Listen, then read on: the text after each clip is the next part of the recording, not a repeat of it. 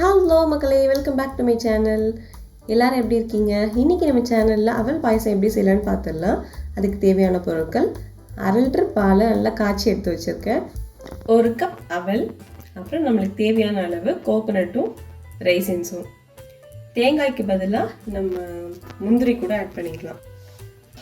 இப்போ ஒரு பேனில் 3 டேபிள் ஸ்பூன் கீ விடலாம்.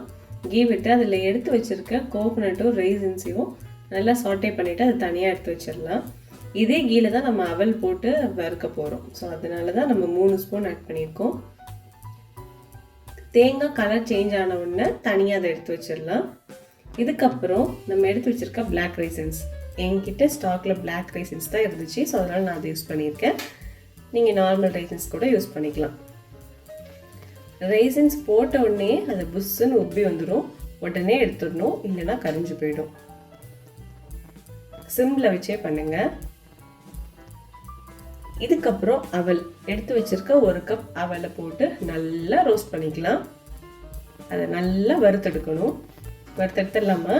வாங்க ஒரு கை பார்த்துருவோம். நம்ம நல்லா வறுக்க தான் நம்மளுக்கு டேஸ்ட் வேற லெவல்ல கிடைக்கும். ஸோ அதனால இந்த ஸ்டேஜ் தான் நம்ம நல்லா பொறுமையாக பண்ணணும்.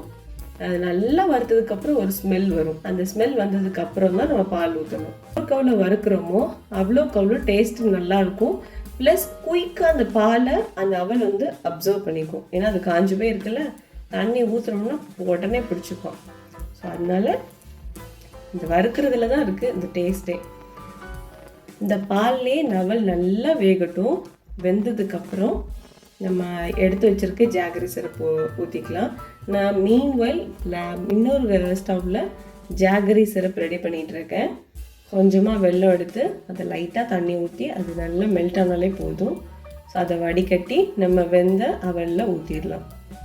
ஃப்ளேவருக்காக கொஞ்சமாக ஒரு 1/4 ஸ்பூன் நம்ம காடமம் பொடி அதை ஆட் பண்ணிக்கலாம். இப்போ எடுத்து வச்சிருக்க ஜாகரி சிரப் ஊற்றிக்கலாம். வெந்ததுக்கு அப்புறம் தான் ஊற்றணும், இல்லைன்னா வேகிறதுக்கு முன்னாடி ஊற்றிட்டோன்னு வைங்க, அப்புறம் வேகவே செய்யாது. அதனால் வெந்ததுக்கு அப்புறம் நம்ம ஜாகரி சிரப் ஊற்றிக்கலாம். ஃபைனலாக நம்ம எடுத்து வச்சிருக்க கோகோனட்ஸையும் ரைசின்ஸையும் ஆட் பண்ணி கார்னிஷ் பண்ணி விட்டுடலாம். அவ்வளோதான், நம்ம சூப்பரான அவல் பாயசம் ரெடி. இது இப்போ சர்வ் பண்ணிடலாமா? சர்விங், பிளேட்டிங், இந்த 2 தான் முக்கியம். ஸோ பார்க்குறதுக்கே அப்படி அட்ராக்டிவாக இருந்தால் தானே நம்மளுக்கு சாப்பிட தோணும். அதனால் ஒரு அழகான பவுலில் கொஞ்சமாக ஊற்றி அதுக்கு மேலே கோகோனட்ஸையும் ரைசின்ஸையும் போட்டு அழகுப்படுத்தி சர்வ் பண்ணிடலாம்.